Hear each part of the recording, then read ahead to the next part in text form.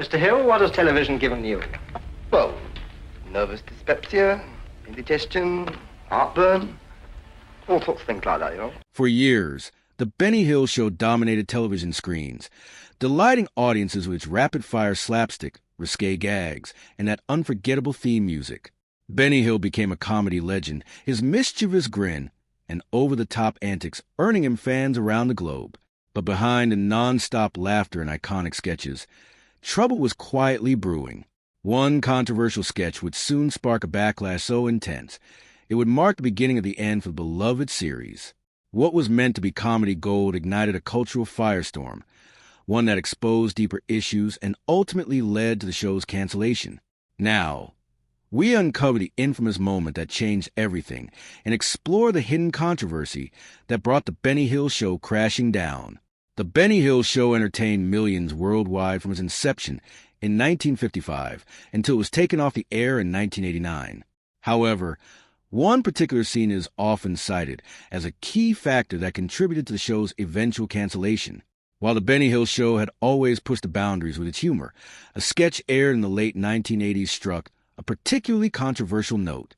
The scene in question featured Hill in a parody of a beauty pageant, where scantily clad women were ogled and objectified.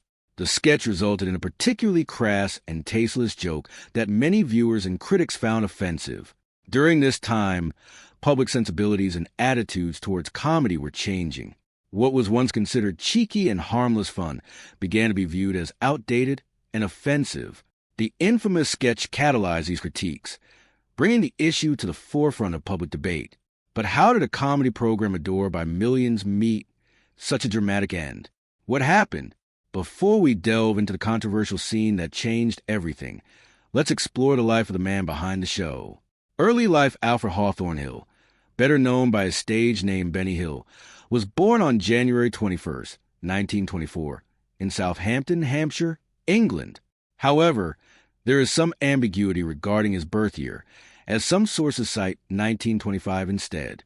His family background is quite intriguing, particularly due to the artistic inclinations of his forebears. His father, Alfred Hill, managed a surgical appliance shop.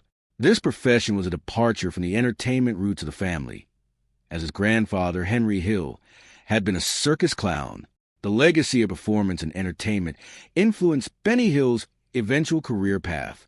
His mother, Helen, was also a significant figure in his early life.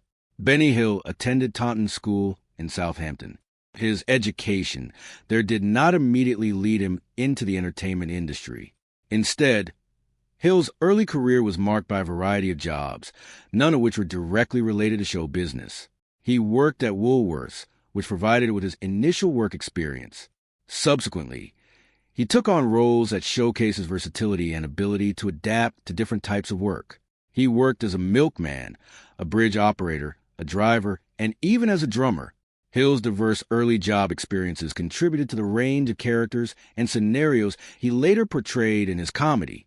His foray into the entertainment industry began when he became an assistant stage manager with a touring revue. This position marked the beginning of his lifelong career in show business.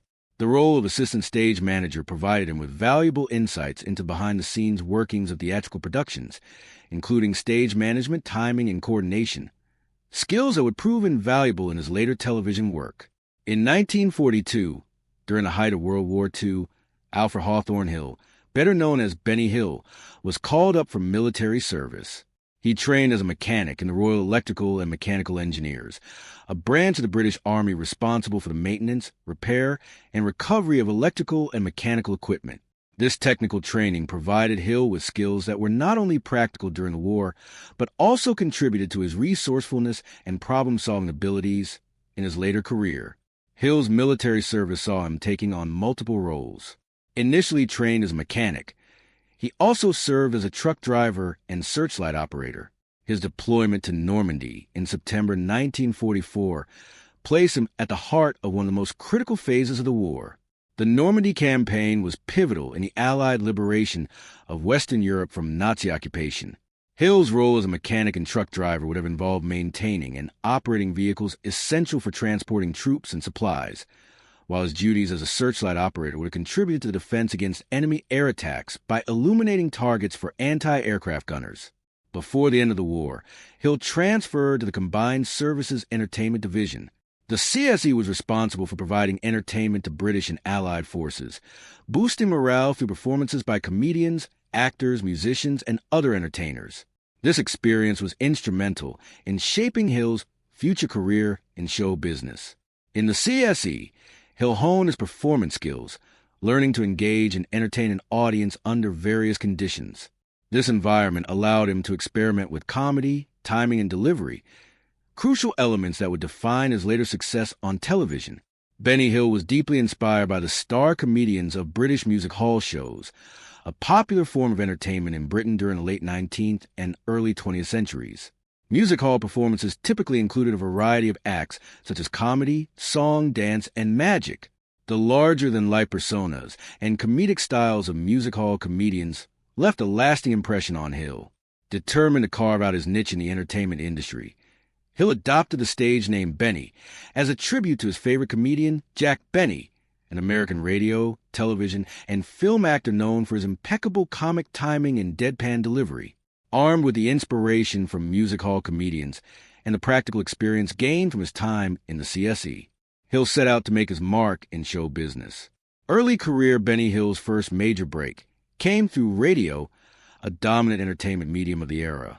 He made his debut on the popular radio program Variety Bandbox on October 5, 1947. The show was a well-regarded platform for comedy and musical acts, and Hill's inclusion marked a turning point in his budding career. His sharp wit and adaptable comedic timing quickly won over listeners, setting the stage for his rise in the entertainment world. Hill's achievements in radio soon opened the door to television, which was rapidly gaining popularity and cultural influence. In 1950, he made his first appearance on TV. The addition of a visual component gave Hill new creative freedom, enabling him to introduce physical comedy and visual gags that would become trademarks of his style. These early television roles laid the groundwork for a prolific and enduring career in the medium. In 1962, Hill starred in a sitcom anthology titled Benny Hill, which ran until 1963. In this series, he portrayed a different character in each episode, demonstrating his impressive range and comedic flexibility. The show's unique format allowed Hill to experiment with diverse personas and sketch scenarios, reinforcing his reputation as a dynamic and imaginative performer. By 1964, Hill expanded his range even further with a surprising turn in classical theater.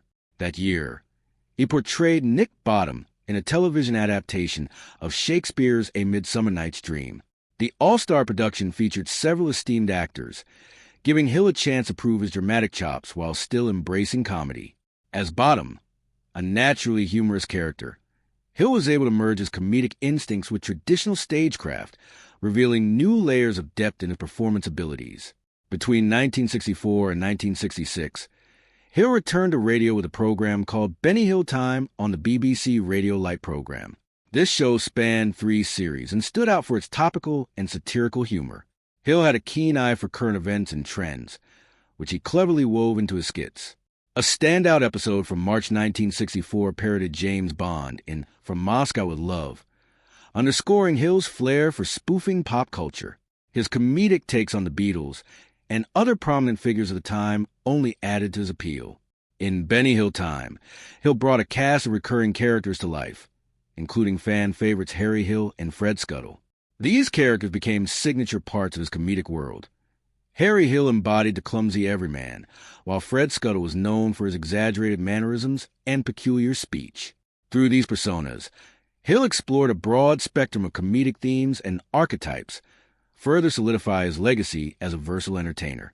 These characters not only highlighted Hill's range as a performer, but also endeared him to a broad audience by providing recurring figures that listeners could anticipate and enjoy.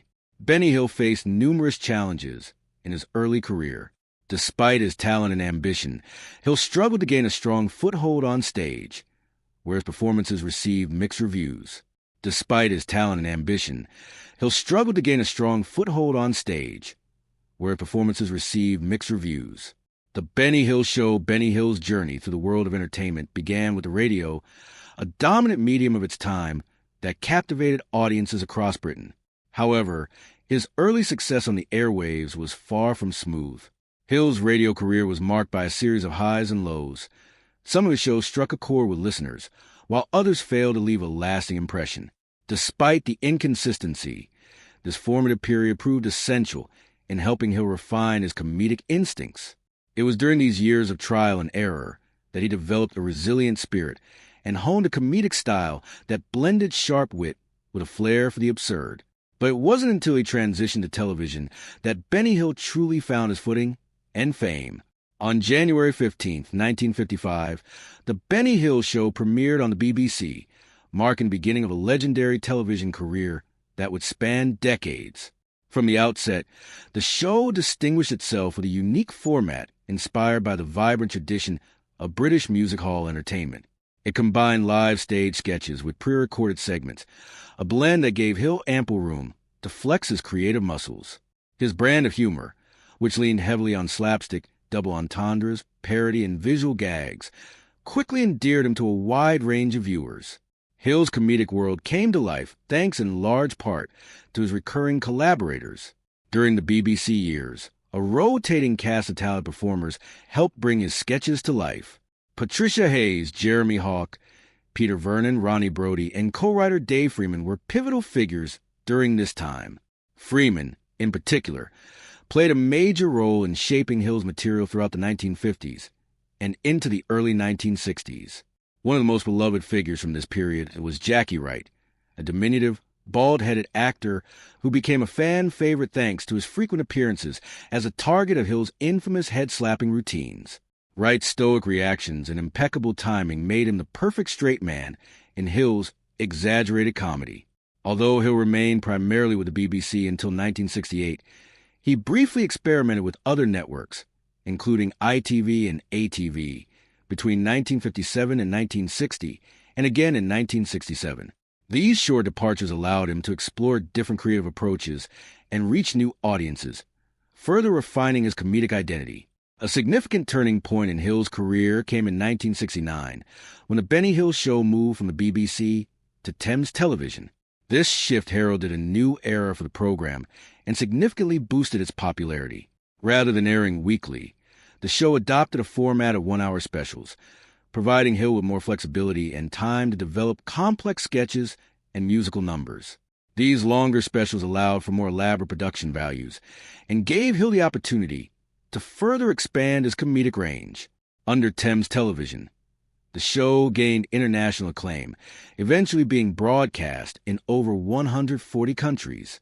Hill's combination of physical humor and universal comedic themes translated across language barriers, turning him into a global comedic icon. His keen abilities as a writer, performer, and impressionist were key to the show's continued success.